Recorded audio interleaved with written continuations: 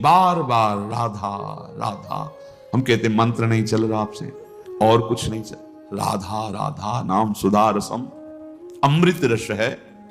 आचार्य चरण कह रहे इसी से सारा काम बन जाएगा। राधा नामैव कार्यम हेनुदिन मिलितम। कह रहे यदि तुम्हें राधा नाम जपने को मिल जाए, अब जैसे कोई कह देता है कि किस ग्रंथ में लिखा है, अरे कितने ग्रंथ पढ़े हो तुम, कितने ग्रंथ पढ़े हो? 2-4 पढ़ लिए होगे तो कह दिए ग्रंथ।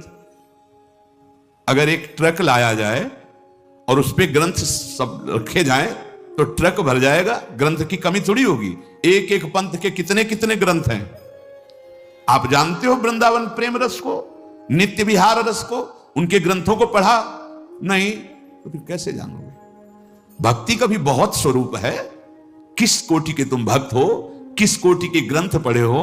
यहां आओ, भगवत रसिक जी कह रहे वेद रसकन की वाणी केवल राधा रस ही भरा हुआ है। ये वृंदावन धाम है।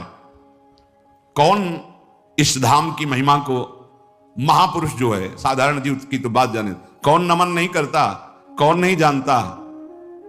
वृंदावन का ये एकांतिक प्रेम रस रसिकों की वाणी में मिलेगा। भगवत रसिक, रसिक की बातें रसिक बिना को समझ सके ना। राज दरबार में राजा का जो प्रताप है वो जितने देखते हैं वो उतना जानते हैं कि राजा के समान कोई नहीं है, क्योंकि उसके इशारे, भ्रकुटी के इशारे में प्रांत के प्रांत नष्ट हो सकते हैं। वो राजा का वैभव देखते हैं। ये है राजा प्रताप, राज प्रताप।